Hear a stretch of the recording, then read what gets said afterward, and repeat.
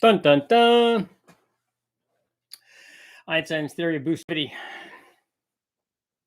We're live. It's not 7:57.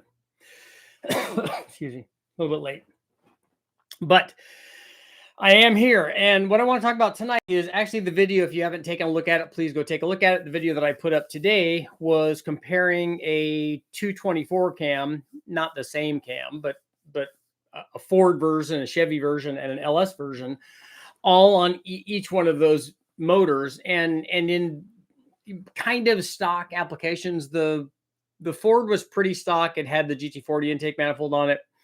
The Chevy had a carbureted manifold on it and didn't come like that, because it would have actually come.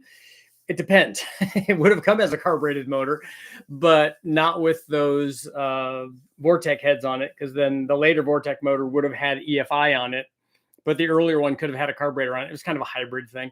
And then the 5-liter was probably the closest to being really a stock motor.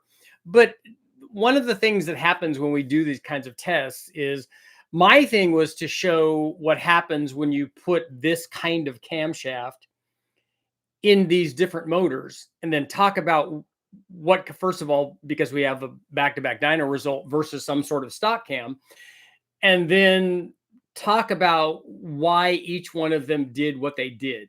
I mean, the motors were completely different. One of them was a 5-liter, one was a 5.7, one of them was a 5.3. So we didn't equalize that. I don't know what else you'd want to do to equalize it. And people seem to get like locked up in this, like, oh, this is the whole apples to oranges thing. And I'm like, no, it's not that. You're missing the point of the test.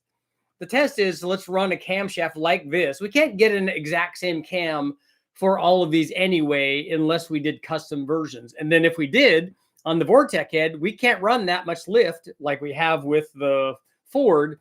We can't run the Ford lift, the 555, 565, or 545, 555. We can't run that lift on the Vortec head unless we machine the head. Then we've got a modified head. We can run that on the LS unless we go to very low lift versions and do custom cams on all of them. Then we could do that. I didn't have that, didn't want to do that. And that doesn't tell us any more than this test already told us. What I wanted to show is all of these motors respond differently to a performance camshaft that's in this range. So the single biggest thing for me that determines the size of the camshaft is the intake duration. So we had 224 on both of those. We had 230 something on all of them, 232, 231. So that told me that the camshafts are very, very similar. We've already seen tests where we've run lots of things, where we've run changes in lift, and the change from lift is not going to be very much. So, you could argue that these were fairly close. But again, that's not the point. The point is, how did that motor respond to what is a pretty good size, I would say it's a medium level performance cam. So how did that motor respond? That's what my question is. How did the small block Ford respond with its stock heads compared to the stock camshaft? How did the small block Chevy respond with its stock heads compared to the stock camshaft? And then how did the LS respond to compare that camshaft compared to its stock camshaft?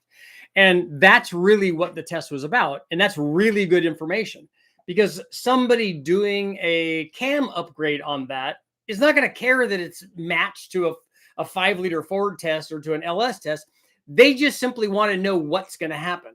And more importantly for this, this is what I want to talk about tonight here, is I wanted to get into more detail of why these things happen. Like, why did the Ford get the power gain that it got? Why did the Chevy get the power gain that it got? And why did the LS get the gain that it got? And as a spoiler alert, it's the cylinder heads in the camshaft, and the intake manifold. It's the combination of those three things. So what we see is each of these combinations having, each of these motor families having a different combination of those things to start out with. And so what they get at the end is a direct result of what they had to start out with. So like we look at in the case of the Ford had the worst cylinder heads of the three. The factory E7TE heads flow way less than a Vortec Chevy head and way less than an LS head. So anything that could happen with the camshaft, the heads are going to go, yeah, you're not getting there because we don't have enough airflow to support that. We have like 300 horsepower airflow. we can support that much. And so the camshaft's like, I'm ready to party. We know this camshaft will make more than 400 horsepower. We've made way more than 400 horsepower with the camshaft. So the camshaft can do what the camshaft does. It's like ready. It's like, hey, whatever you've got, I'm here. I'm ready to do this thing. I've got lift, I've got duration, let's do things. And the cylinder head saying, no, we're not doing that. And then not only on the Ford side, not only is the cylinder head doing that, the intake manifold is doing that. Yeah, a GT40 intake manifold is 15 better than a stock manifold, but it's nowhere near as good as a dual plane intake manifold like the Chevy has, nor is it anywhere near as good as the truck intake manifold that the LS has. So it's got two things that are holding it back. The third thing that you could argue about, I had lots of guys go off on these like tiny tangents, like, oh, it's rod ratio, it's bore to stroke, it's all of these things. Some people were saying, oh, it's valve train because one of them has a lighter valve train. I'm like, all of those things are things that you can list. But if you take all of those things that you're listing and combine them together, on a lot of those things, I'm not going to be able to measure any power difference. But if you combine all those together, they will not be but a tiny percentage of just one of the big things that we're talking about. So also on the Ford, we have displacement. It's only a 302. The other ones are both bigger. 5.3, 324, 5.7, 350. So the small block Ford got the lowest power gain because of all those reasons, but primarily because it doesn't have head flow and it doesn't have intake flow. And then also it doesn't have lots of displacement. If we did that same test with that same intake manifold and same cylinder head, but we did it on a 351, we'd get more power from that camshaft swap because there would be more draw on it. So the head flow and the intake flow would kind of artificially go up because of the bigger motor. And we probably would get a slightly bigger change in power from that cam upgrade. The other thing to think about is that 302 already has a good cam. It has probably, of the three, the most powerful cam, the most powerful factory cam. So it has the least head flow and the biggest cam. So the discrepancy between the cam that we put in and the cam that we were starting with, we've narrowed that field down. So that's the 5-liter. On the small block Chevy has decent cylinder heads in the case of the Vortec. The Vortec heads will certainly support 400 horsepower. The intake manifold will support 400 horsepower. And we know that the Chevy got a bigger gain than the Ford, but not as much as the LS. The small block Chevy was bigger. It was 5.7, so it kind of had that going for it. And it had a pretty big difference between the stock cam in terms of power and this cam upgrade, even though it wasn't a high lift thing. It was like sub 500, but it still had the duration. We started off with a lower compression motor because we did a hybrid. Wasn't really a Vortec motor. It was a hybrid between the non-Vortec and the Vortec stuff. Also, we started off with a very, very mild camshaft. It was like 180 at 50 or something. It was a flat tappet cam that we got from the local auto parts store to serve as our baseline cam. And it's some very, very low duration, very, very low lift, some kind of hydraulic flat tappet factory replacement truck cam. So again, where you're starting versus where you're going to, we have a bigger discrepancy between, like, the camshafts is effectively, the 224 cam is effectively bigger on the small block Chevy versus the stock cam. So we have a bigger spread there. So we got a bigger change. And we also got a bigger change because it had decent heads. They're not great, but they're decent. They're better than the Ford head, and a decent intake manifold, which allowed it to take advantage kind of more of what that camshaft had to offer. So that's why the Chevy did what it did. It wasn't because it had a different rod ratio. It was, if anything, the displacement probably helped it. And on the LS, we know that the LS responds very well to these camshafts. I mean, it picked up like 89 horsepower with that 224 cam. The 224 cam is a good cam. It was compared to the least powerful of all the LS cams, of all the factory LS cams, the LM7, LR4, and the early LQ4 truck cams. So that's the smallest one. It's still 191 at 50. And we went to a 224 cam. And we know that 224 cam, that crane cam, has always done fairly well. It also had more lift. The 5.3 had enough displacement. It had way more cylinder head than either of the other two. Probably was, I don't know, 70 or 80 CFM more than the small block forward head, to give you an idea. So it'd be like putting a set of airflow research heads on the small block forward just to get it to where the factory 706 head, which is the lowest flowing head, I think, of all of the factory heads on the LS, but still way better than the other two. Also a very good intake manifold that wants to make power because of its runner length, wants to make power in the RPM range where we're making power with these camshafts. So the camshaft, like we've talked about many, many times with the LS stuff, the LS stuff had already had the other things that it needed. It just needed a camshaft. I already have cylinder head flow. I already have a good intake manifold. I've got enough displacement. I've got a reasonable amount of compression. I've got all the things. I even have a factory windage tray. I have all of the things that I need that make it a good motor. It's just lacking a camshaft, particularly on the compared to the truck cams, because we get bigger gains versus the truck cam. If we were to put in an LS9 camshaft or an LS7 camshaft or even a LS2, 3, 6, whatever camshaft, the gains that we get from this 224 cam would not be as much. We get really big gains down low, but we wouldn't get the same kind of gains up top. So, you know, we wouldn't get anywhere near 90 horsepower from those cams, because those cams are already quite a bit better. But we were comparing it to the smallest factory cam, and that's kind of why we got the results that we got. And it's not because of valve train weight. It's not because of small diameter valve stems. It's not because of rod ratio. It's not any of that other stuff. Those are the big reasons why we see that discrepancy. And I really like this test. I think it showed a lot of stuff. And again, it's not like, oh, you have to run it all the same. All the cams have to be exactly the same, and all the motors have to be put together exactly the same. Like, but they're not the same displacements and all of that stuff. They don't have any of the same cylinder heads. They don't have any of that.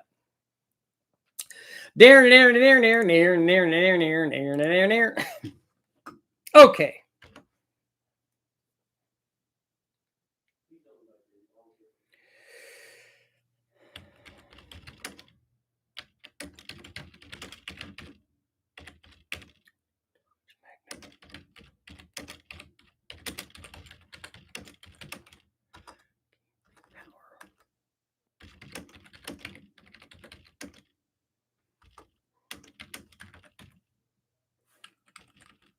If we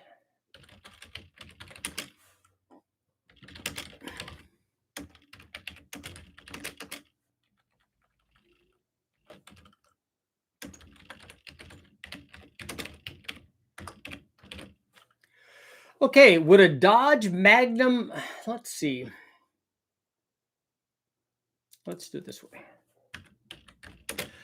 Would a Dodge 360 Magnum gain big power if we replace the stock cam with a 224 performance cam? So basically we're asking, would the Dodge show big gains if we included that in this test? Like we put a 224 cam in a Dodge Magnum engine, like in an otherwise stock Dodge Magnum engine, would we gain big power from that? Let me know. All you Dodge guys. We're showing the Dodge guys some love here. Eric, what's going on? Soul. Team Righteous. What's up, Scott? Howdy, howdy, howdy. Team Fix. Is that what that is? I want to install BTR Truck Norris cam, I'm assuming, in a 2008 smog engine. Where to get tuned now in California. I don't know what you're going to do about that. Kyle, what's going on? Wouldn't the most efficient engine win? Would it win what? What is the competition that you're talking about? You could bore the cam tunnels and run the same cam in all engines, and somehow it would be wrong. I know. We could make them all exactly identical and then get exact identical results in all of them, and then people still wouldn't be happy about that. Looking at a Ford 390 FE and a Thunderbird. That's cool. Richard, I just watched a test video. Good stuff. Thank you. Party, because I got it. That's right. Party all the time.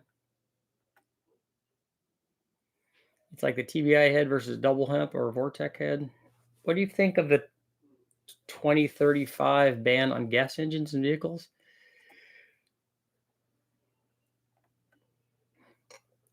I don't know what you mean by thoughts. I just got 2008 53 Z71.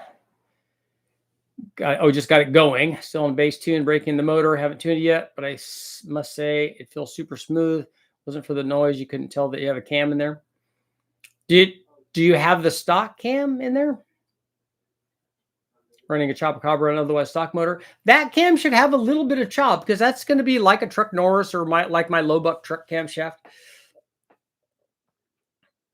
Watching this while drinking chocolate protein shake and cheese after volleyball leg workout. Wow. 224 and a 393 Windsor would be fun in a manual truck or van.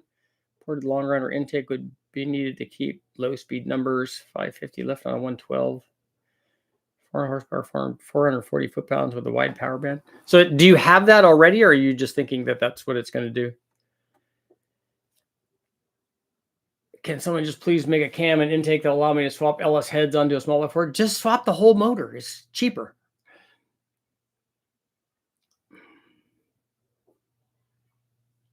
LS design was lessons learned from the small block Chevy and the Vortec head 4.3 V6 in the 80s. Okay. Does runner length matter a lot, or is it a minor change in performance? It matters a lot. Can we see the best run from all three engines overlaid? The different areas they all made was interesting. Thomas, the problem with that is people get confused about which one is which one because I can't change the colors on them, unfortunately. I can only do that down at Westech. I can't do that with my run viewer. I know which ones they are, but most people don't. Oh, physics. Okay. Physics, that's even better.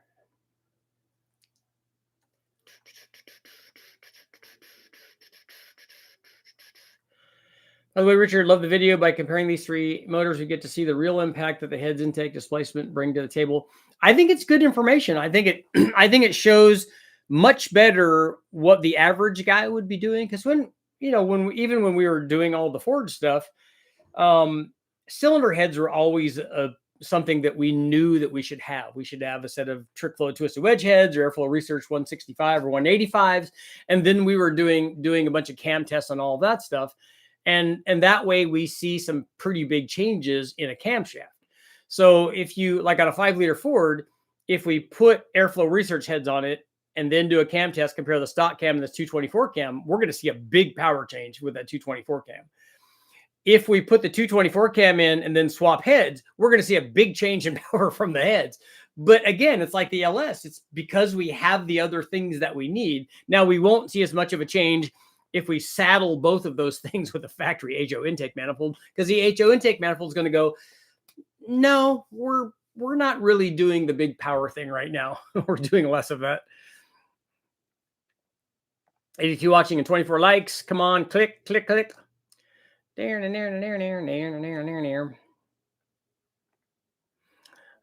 kicker kills it. Have any charts of the comp 412 cam? I don't know. You have to tell me what the duration specs are. It would surprise me if there's a comp cam that I haven't run or something equivalent. I have one for you. Lake speed of total seal rings is claiming 18 to 20 horsepower gain on a dual plane small block peaking at 5,600 and done by 6,000. 16th rings versus an 09 metric ring. I sure would like to see that. And I'd like to see what else they did for the new ring package.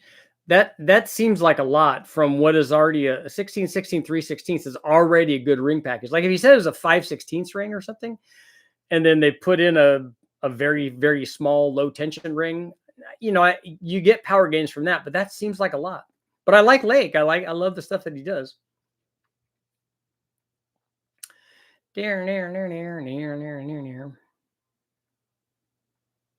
Scrolling.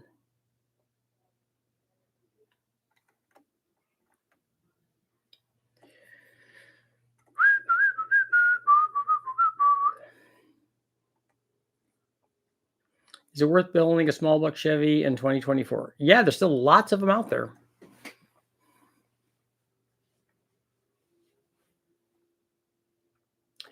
Think of intake runner length. Why do carb style intakes and longer runners make power up top versus fuel injected engine? Long runners make it down low. Long runners on carbureted motors don't make power up top. So tell me which one that you're thinking about. If we went through all the trouble to make the test as fair as possible, people would say it's not realistic. Well, you'll get complaints no matter what. If I put airflow research heads on it, they're going to go, oh, you got to run stock heads. If I put stock heads on, oh, that's why you didn't get any power. You know how the world is. The world is such that the only reason that some people, the only reason they exist is to complain about something. They look at something and are trying to find the thing wrong with it and then attack that. I'm like, dude, there's 30 or 40 or 100 things that you could say good about it because there's lots of good information there that helped out a lot of people. You could say, dude, that's awesome, and just go on about your business. But that's not them, man.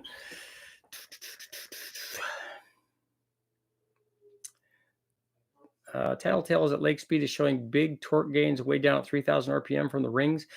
I sure would think that, like, it's the only way I think that you could get gains down at 3,000 RPM from a ring change, from a low tension ring change, because that's essentially what you're doing. Even if you're putting well, I take that back. That's part of what you're doing. If he's getting gains down low, he must be changing the sealing then, and not that sealing, the seal, SEALING, changing the ring seal to add more cylinder pressure to do that. I don't know how that's a thing. I'd like to see it. Like I said, when I was talking to Lake about putting rings in the 5.3, I'm like, look at this video. He's like, oh my God, what rings are in that? I said, it's a junkyard motor. I said, you know how I do it? He said, it's just puffing out. It's got so much blow by. I said, yes, it does. It probably has a couple 100,000 miles on it. And oh yeah, it has 500 dyno pulls on it. Lots of them at 7,700. He's like, oh man. He goes, I love when you come in here, but really? I'm like, yeah, that's why I'm here to talk to you. What if we put rings in? He's like, yeah, we should do this ring and this ring and this ring. And then what I want you to do is we need to take the motor apart and I need you to send it to this place so they can put the right crosshatch on. I'm like, whoa, just hang on.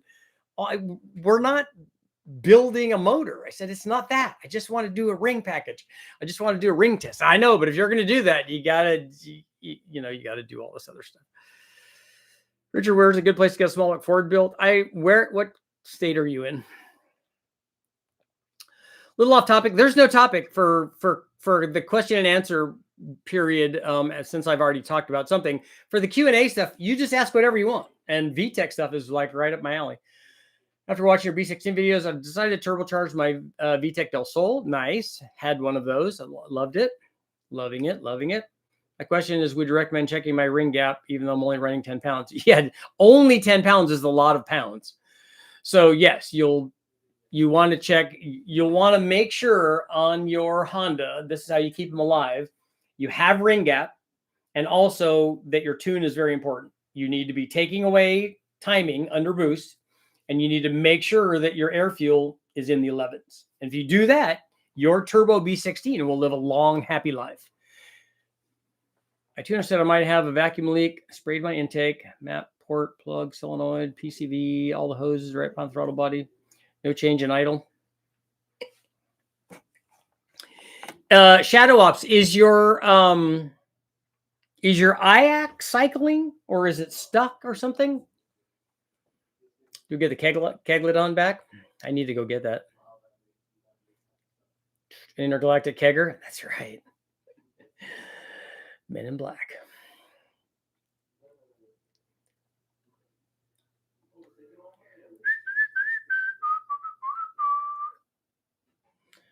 Another half-like from the Dean Hemisphere. Only half we got? Carb cleaner. What are the downsides of low tension rings? Usually they run low tension rings with what the heck are they called? One is with vacuum pumps. but the other is with gas porting on the pistons, so that you have ring tension when you're making lots of pressure, but not at other times. The hidden horsepower test was 564s versus low tension gas ported thin rings. That I could believe. Of 564 ring is like an old school ring is not going to be great, and I would think that you could get gains from that by going to an ultra thin ring. But are they having to change the piston also, or did they just put like ring spacers in there? The 535 224 custom cam for my 5-liter build, 10-to-1 flat top Edelbrock. Nice. All that's good stuff. Why did you do a custom one when the comp cam was already there? Or when the Anderson Motorsports or any of these other people that have done cams like that? The long runner theory was looking at a performer which looks short versus a Super Victor which looks long. The long runner theory works because it's dictated by the laws of physics and of organ pipe theory. If you're looking at a single plane versus a dual plane, those are different intake manifold designs.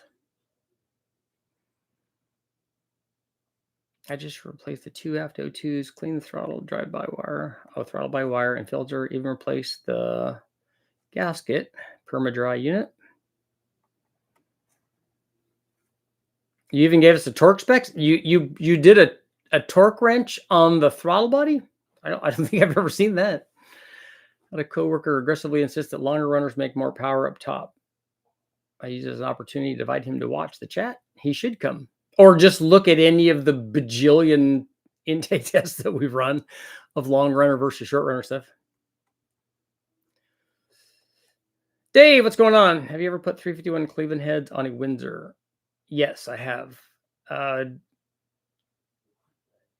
did a set of 3V Australian Cleveland heads, not on a 351. It was a 351 base motor, but it was a 408.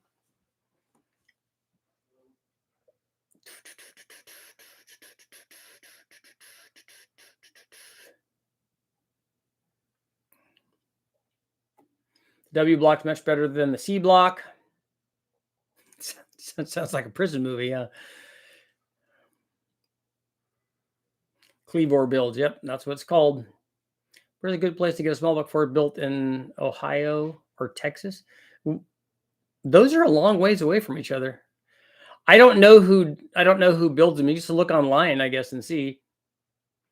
Is the truck Norris capable of a relatively smooth idle in a 5.3 using HP tuners? Everyone I've seen wants the choppiest idle possible.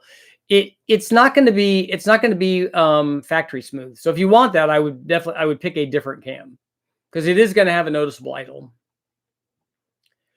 I thought Steve Brule ran a ring test on an LS for a guy, and the factory rings versus low tension rings was like 5 or 8 horsepower. I would be surprised if Brule ever did an LS test with rings.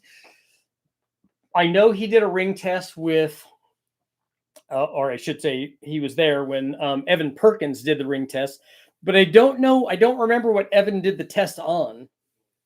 And it was worth some power, I think, when they did the rings. It's hard to be something I'm not. What are you trying not to be?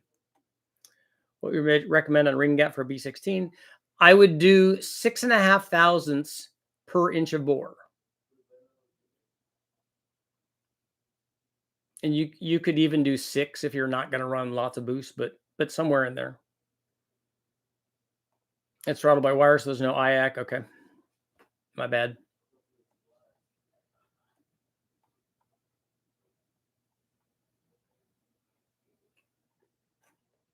Do you think high protective pistons can safely handle 15 pounds of boost, or do you think the engine will go boom? Well, the factory cast pistons on the LS did 29 pounds and 1,500 horsepower at 29 pounds of boost. So if you have the tune right and don't detonate it, they'll take a lot. They don't know what boost is. They got no idea what pressure is. What they know is cylinder pressure.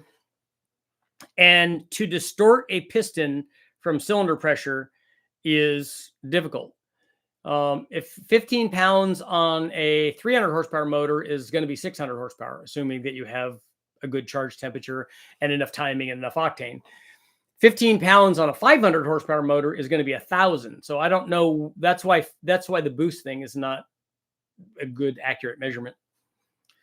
Who needs crosshatch when they still make Ajax to pour down the intake? I don't think I've ever done that. P.S. I like the vacuum numbers you posted in the last video. Yeah, I did cranking compression too. Did you see that? All the good data. Does the scroll root supercharger displacement matter at lower boost? Yes, the displacement of the blower should correlate with the displacement of the motor on a roots blower, because that's what's going to determine the speed of the blower, the displacement of the blower, and the power output and size of the naturally aspirated motor are what's going to determine the boost pressure. Getting a Howard's thumper cam, my 351, 750 Holley air gap, aluminum heads, all that sounds like it's good. I don't know much about that thumper cam. I don't know what the specs are, but all that seems like it's good. Richard, the studs are pretty small rather than snap them. Yeah, no, I'm not worried about over tightening them. I just don't think I've ever seen anybody put a torque wrench on one. So tunnel ram not considered a long runner of their primary high-end manifold. Yes and no. Most people use tunnel rams, and most tunnel rams are shorter. And what they are is, if you look at the runner length of a tunnel ram versus like on a conventional motor, like a small block Chevy, small block Ford, big block Chevy, big block Ford. If you look at a tunnel ram and then look at a single plane intake manifold, you'll see that the tunnel ram has runner lengths that are comparable to the longer outer runners of the single plane. The single plane has shorter ones in the middle, particularly on a cylinder head that has even spacing on the ports.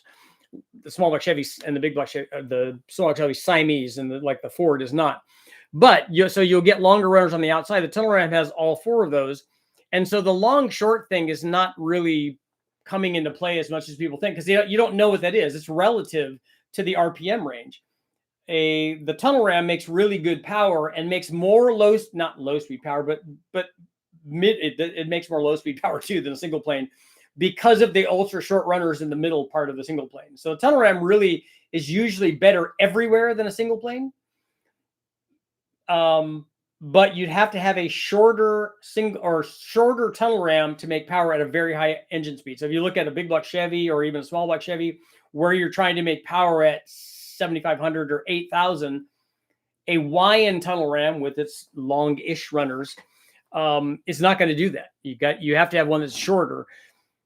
But look at those runners compared to a factory EFI intake manifold, and look at the difference in runner length there. So you might, the long runner factory intake manifolds might have twice the runner length that those tunnel rams do.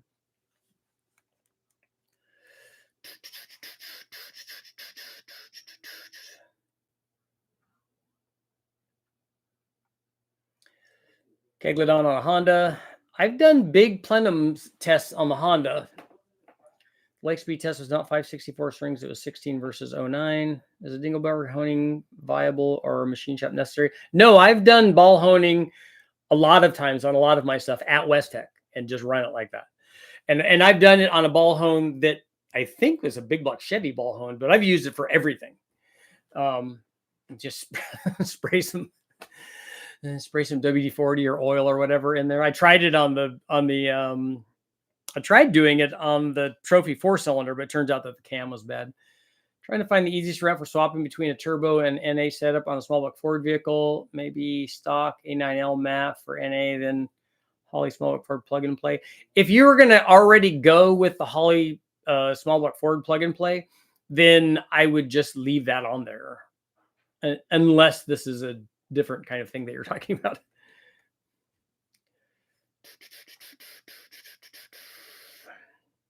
I think you should do a ring test, just a quick ball hone of the block. But if it already has a so you want me to do a ring upgrade with a ball hone? Because if you do a ring test and the crosshatch is already there, both the rings can break in to that crosshatch, I think. Although I'm sure Lake is going to tell me, no, the ring is going to need a specific crosshatch to get it optimized. honed some nasty grooves out of the cylinder with a stone hone and have the engine still running fine with no issues. The dingle is more for finish work. I've done both of those. I've done a stone on the 2.2 liter Dodge, and we've done a ball hone on the others. What cam would you recommend on a stock 95 Cobra? You got to tell me what you're trying to get done with your 95 Cobra. Is everything else stock? Then I just would, and if you just want to have a cam sound and make a little more power, just put one of the E303s in it. Marine cam, the 95 SVT 351 300 horsepower cam is a good one.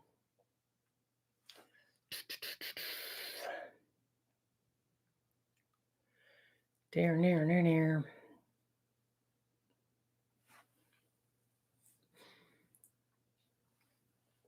How much different is the 95 SVT 300 horsepower cam?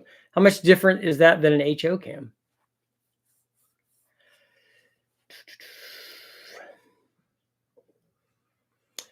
I may not understand intakes. I know long runners on bikes make more power down low in every LS intake manifold you've done. But say a Super Victor appears to have long runners and it doesn't have long runners. A Super Victor has way shorter runners than a fast manifold does. Probably less than half the intake runner length. Unlike your channel, you must listen to every word of a Lake Speed video to arrive at the truth. He's much like a slick 50 salesman. So I don't know why a super short runner dual plane would make power down low. I guess tech is different, so it may be lost. Yeah, I get your brakes. That's what I figured you were talking about. 206 at 50. Similar to an 80 to 91 HO2 barrel Windsor police interceptor cam. Is that a flat tappet cam? The question I answered got removed by OP.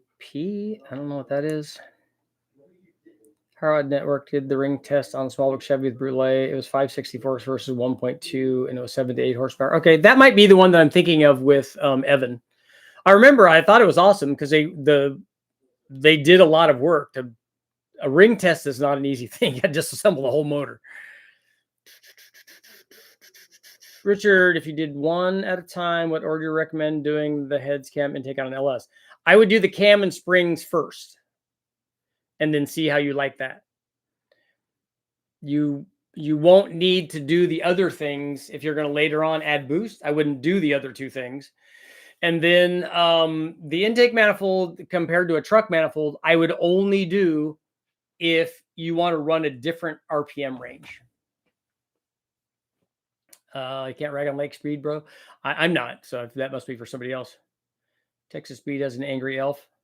An angry elf on the shelf cam.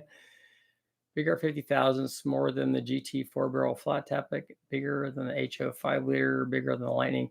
I know, but Dean, is it how much bigger is it? Like if you're talking about 3 or 4 degrees or whatever, that's not a cam upgrade. If you're talking about 15 or 20, then that's a good cam upgrade. 6-liter LY6, 823 heads, planning low buck truck, looking to get between 500 to 600 horsepower with a turbo. Yeah, you can do that with a stock motor, so that's not a problem. 91 octane pump is what we have. What injector should I get? Can I have too much injector? Luke, I have right now, injectors are on sale at my website. We have some Black Friday stuff going on. So go to that. It's richardholdnerperformance.com. And there are injectors for that. If you're going to go with the turbo, then go with the 80 pounders. They're 72/80 pounders. Those will work fine for what you're trying to do. My only issue is that my new heads don't have the heat riser.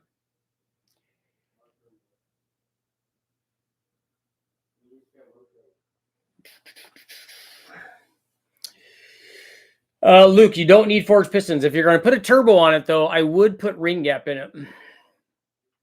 Will a Comp 274 fit a Cobra? Yes, it will. With the stock heads on it, it will fit. It has enough piston to valve clearance with that size valve.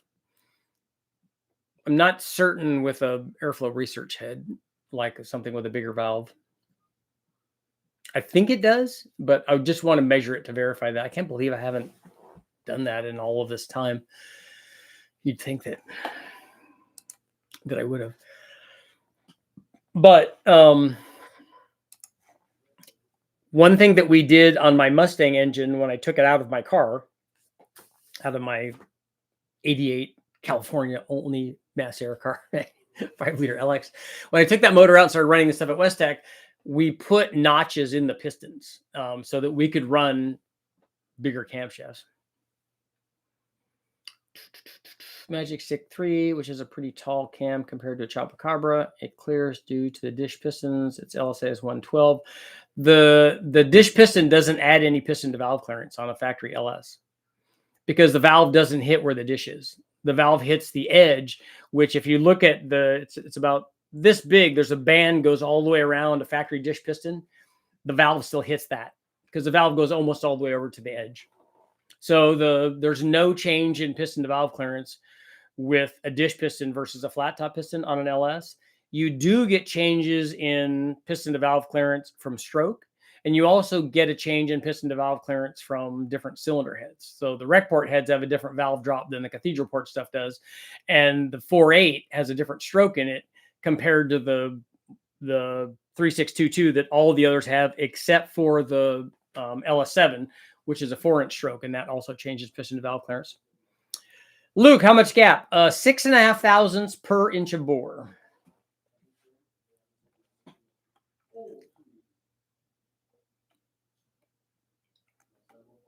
And Luke, right now you can get the cam and springs are on special, and then the injectors are on special too on Black Friday stuff. So if you go to the website, you can get that. How much power will a Magnum keg intake support NA? So you put it on a 408. I think that's a terrible idea, actually. It doesn't flow very much, and it's really long runner length, kind of like a tune port. So it would not be my choice for that. When you notch pistons, do you balance the rotating assembly? I didn't the times that I've done it. I'm not saying that that's right. I'm just saying that that's what I did. I can do the heads over a weekend, but with the turbo setup, it's more work to get everything changed over, but I'm thinking it's worth it. Went through every threaded hole to chase. Okay, cool.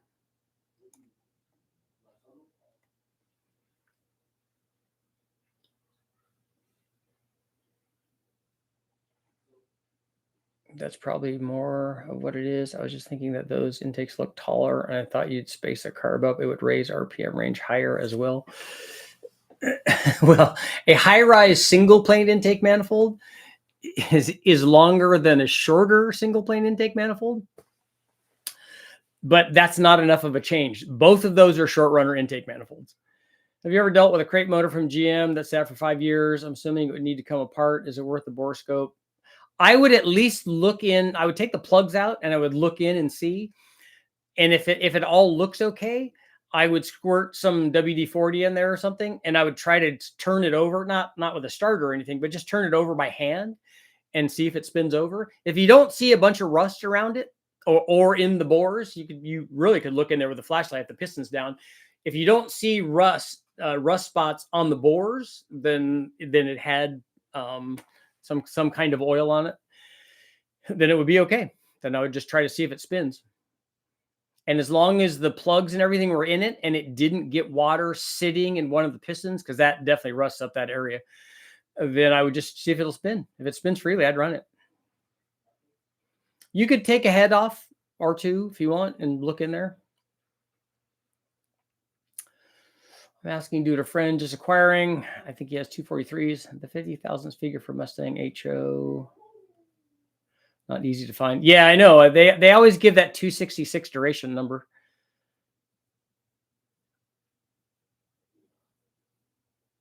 On VVT engines. Do they give the Q code 351 Windsor? Do they give the 06 duration numbers on that?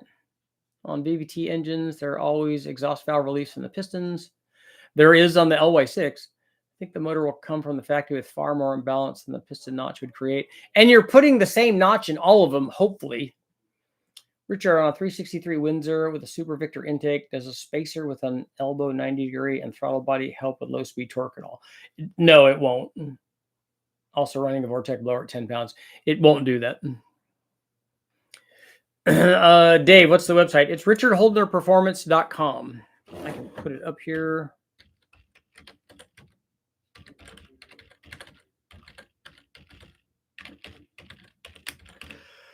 richardholderperformance.com.gov.org. .conspiracy theory. I missed that.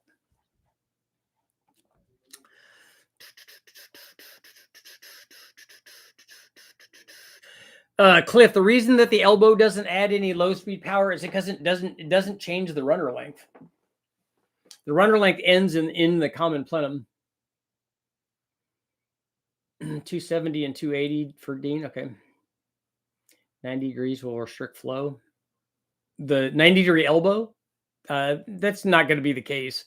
And especially with a vortex blowing through it, that's not going to be any kind of restriction. And when I ran a comparison of a 4154 hole throttle body versus the elbow and a single throttle body in front of it, and they made the same power. Because I think the intake manifold was really dictating what the power was. Cam conspiracy, that's right. 1800 to 5600 operating range. What happened? What? Top End Tony, what happened? Near. What do you think of decking the block and thin gaskets for quench stops detonation? Well, you're going to both, when you're doing that, you're going to both make the motor more prone to detonation and less prone to detonation because you're increasing the compression ratio, which is going to make it more likely to detonate on any given octane. And then you could, if you're improving the quench, milling it doesn't always do that. But if you do indeed improve the quench and you are getting detonation caused by the lack of quench, then you could improve that. But if that's not where you're getting detonation from, if it's initiating somewhere else or for some other reason, then you might just make it worse. Richard, you're awesome for all the time and effort you put into this. Happy to help. You tipped out. Texas Speed has a Warthog cam with 227. Small block Chevy 350, 10-to-1 flat tops. Iron Eagle 200 platinums. Are they made of platinum? Because that would be an expensive cylinder head. RPM air gap 750, 268. Kind of run boost and get decent results without changing the cam. Yeah, that cam will actually work good. All of that stuff will work good. It would be nice if it had aluminum heads on it, but it'll still work. What intake would you recommend for a 408 Magnum in a pickup? I prefer to keep it fuel injected, so maybe a sniper setup. I think a dual plane with EFI, and I think that the Hughes guys or somebody has one for that. I think that Edelbrock, I think somebody here was saying that Edelbrock makes a port injected EFI, or alternatively, I don't know if you're wanting to run it with a factory fuel injection or what fuel injection you're wanting to use, but you could use one of those 4-hole throttle bodies on a dual plane intake manifold. Texas Speed Cam, 227, 233, 108. So Shadow Ops, what is your question? Do you have a question about that?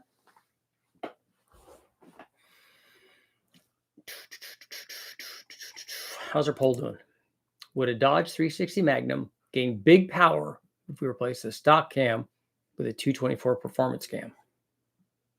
77% are saying yes. I should have rephrased that. Do you think that the Magnum will gain more than the Ford did? C3 Corvette had injector spray through exhaust. Valve port, never heard of that.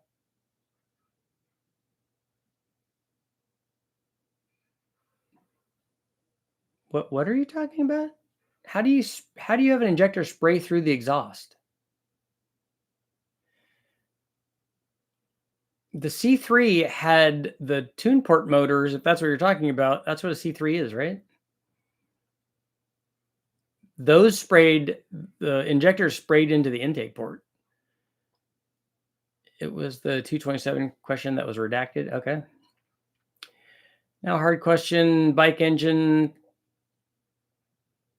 22-to-1 on methanol. Is it possible the cylinder pressure is too high at peak horsepower and that's why it's killing plugs after a few passes? How did you achieve 22-to-1? with such a small displacement. That seems like a dome that would be touching the the roof of the chamber. Listen to Freiberg's farewell speech. It's interesting that the hardcore guys are all about building relationships and will help out fellow racers. They must not make enough money to fight over it. I don't know what you mean. Why would they be what would they be fighting over? Had to close the gap to 12 just to get clean passes for a few until it starts back again, until no new plugs get in. If you have a motorcycle, though, isn't your motorcycle a 4-valve? So isn't it going to be a pent roof chamber or something? Like, what is the chamber design on it?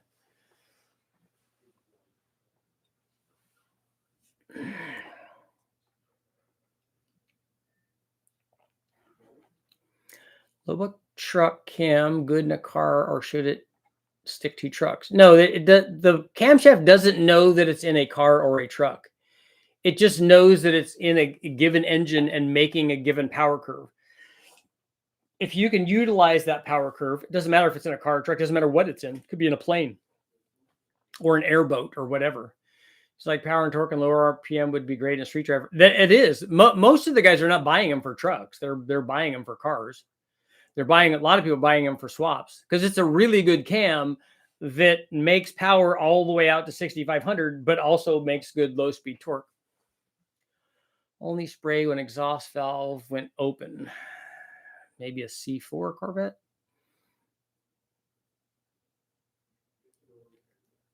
Crossfire and then TPA. Yeah, the Crossfire was only for a couple years.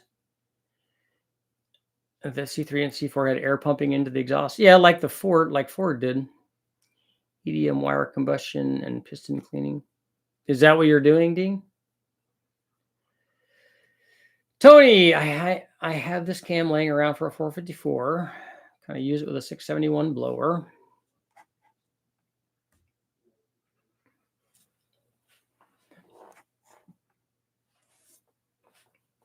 Um, 227, 241 at 50.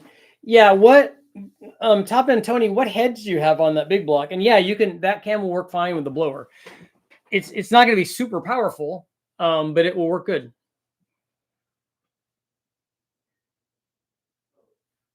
It was the L48 and L82. Oh, the C3s. Okay.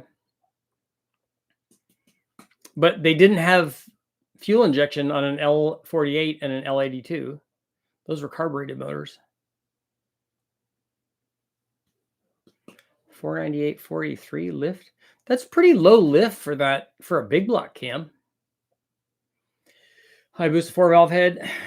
Yeah, I still don't know how you get 22-to-1 compression on that. And why are you trying to run that much compression? You're way past the point of it being beneficial. Trucks just need more at the bottom end to get them rolling. Every cam is a car cam and a truck cam and a blower cam and a turbo cam. My nuts, is it cheaper to do a junkyard LS on a Holley EFI versus carb intake cam on a Vortec LT1 running a 4L80? I don't know. You'd have to go and do a line by line comparison and see. You could do a LS with a carb and an intake manifold, although I don't. Depending on whether or not you got good deals on some of that stuff would determine if you bought all that stuff new, even a carburetor and an intake and the MSD controller, that you're talking about certainly more than $1,000 for this stuff. I mean, carburetors can be that much. A little red truck E58 would have known it has a 340 cam in it. Yep. 65, 395, 396, I'm sure. Closed chamber heads. Okay. I think I would pick a different head on there. What piston's in there, Tony? Did you see the last Mighty Car Mods video they did on the RB? I haven't watched that. I've seen the Instagram stuff that they have, but I do want to watch that because I like RBs and I like 240s. I still want an LTD sleeper with bench seats, so you slide it when you go around corners. In the video, they dynoed it and messed with the intake cam timing. It was pretty cool. That is cool. We did that on the 4200 too, and it it definitely demonstrated power changes. What are the specs on the low buck truck cam? It's 502 lift and 212, 220, 20-ish, and then 107. Crossfire L83 was indeed only 2 years. Yeah, 82 and 84. And the only remaining 83, which is on display, is a dome piston that was 15-1 with stock gaskets. Raise the piston up into the cylinder as far as possible. Deck the head, ran thin gaskets, check volumes to get the actual compression ratio. Once you get past 15 or 16-1, you start trading efficiencies. And so I don't know if a 22-1 makes any more power than a 20-1 or even an 18-1. I don't know where the trade-off is that you stop making power.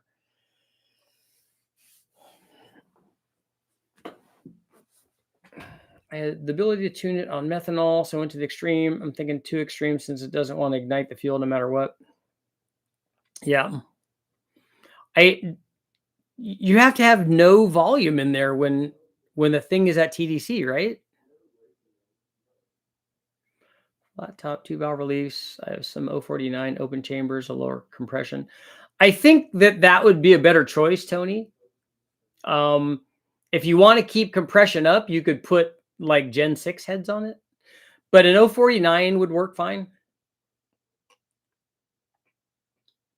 It's a diesel now, yeah. Nothing runs over 15-1 other than a diesel. How strong is the Ford's factory 302 piston? Very. It's probably stronger than the block is.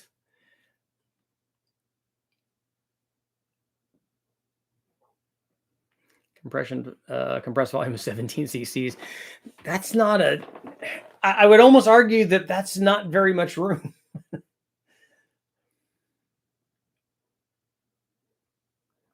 Martini did a motor 16-1 and said it wasn't worth it. I've seen that kind of stuff on big blocks because it's a lot easier to do on a bigger motor, on NA motors when they're really trying to make power, but not on a small motor because, like he's talking about, there's no volume there. At least there would be volume in a big block. There's something about higher compression requiring a stronger spark. Yeah, just like on boost, when you're igniting it versus the combustion pressure, not the combustion pressure, because that would be after it was already ignited, versus the pressure relative to the piston position, let's say. And the later you do that, the harder it is to ignite.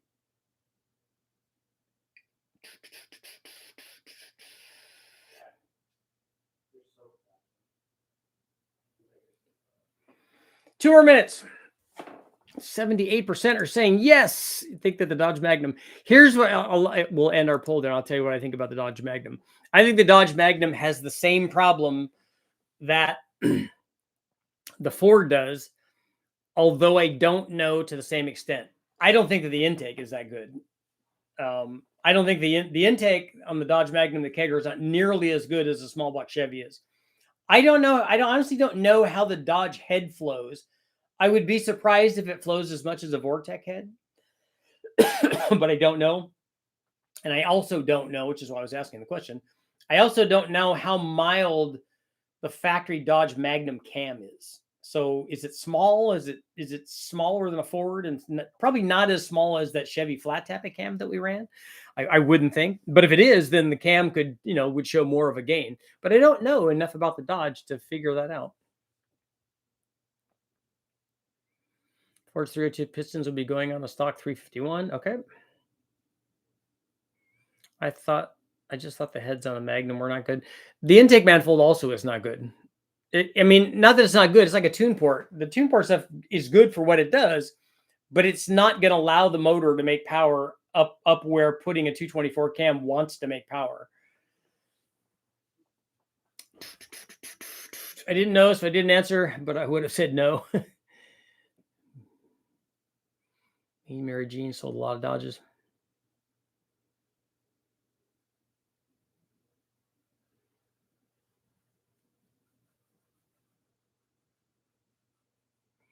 thought that was if a boost increases cylinder pressure, then I would do it myself. And since stock coils can light ethanol, 30 plus pounds of boost, I shouldn't have an issue with an NA motor. Okay. Same as the E58 360 roller. The Magnum cam is the same as that E58. I thought that the E58 was a flat tappet cam. I remember the Dodge 360 using a TBI. I believe it was a Magnum. It does use a throttle body on top of the kegger manifold, but the kegger manifold is port injected. I know Magnum with an RV cam is a lot more fun to drive than stock. I'll bet. We've done small cam swaps on the Magnum. I just don't know what the specs are on the stock Magnum cam. I just didn't know if you thought a hotter coil would possibly cure the problem.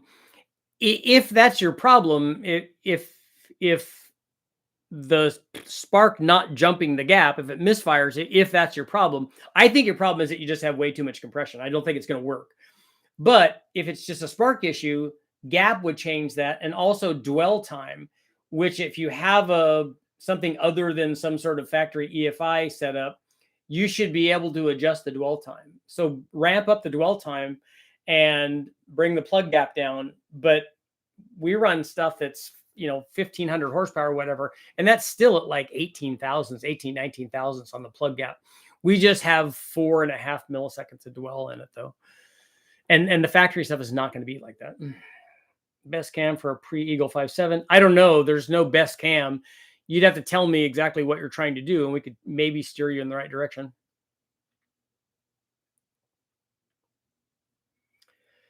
It was in a van. Scott, it's are those the cam specs on the Dodge Magnum? Like a 360 Magnum, 188, 194. Install belt-driven magneto. that would get it right. Have lightning strike it every time it's supposed to fire. 432 for lift. Darren Morgan will have the Neil deGrasse Tyson reason as to why 22-1 won't work, but it has to do with the flame travel and space for said charge. That's what I think. I think if you have is that a dome piston that you have in there that's mimicking the shape of the chamber? Because it's probably not going to want to fire, and it would really surprise me, even with the fuel that you're using, if you don't have multiple flame fronts just pre-igniting and starting by themselves. Order your Lowbuck truck springs injectors from your site. Going to use A62 heads. Anything else you recommend? Just make sure that when you're putting it together, that just check the push rod length. It should be right. It should be okay. But just check it to make sure. The Melling replacement is that. Okay. 98 360 cam is 264 intake and 274. Yeah, that's an advertised number. I don't know. I want to know what the 50 number is. The lift is 410. I got the gap down to 12 and adjusted dwell time, no change. Even use a step up to increase the voltage. So 17 volts just killed the coils. Yeah, it's not a misfire situation. Then it's something else.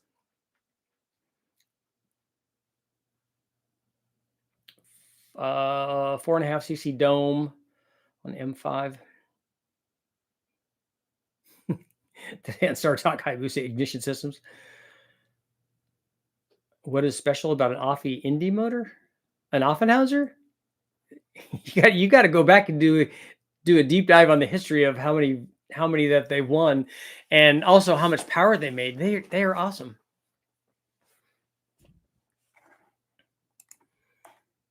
Near.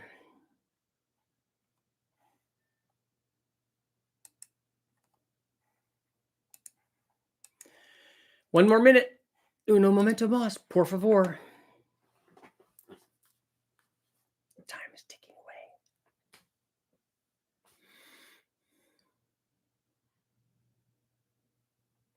away. Dan might have. Dan's not here tonight, but he may. I wonder if he's run stuff, or if he's ever been around those Offies that were actually running in cars.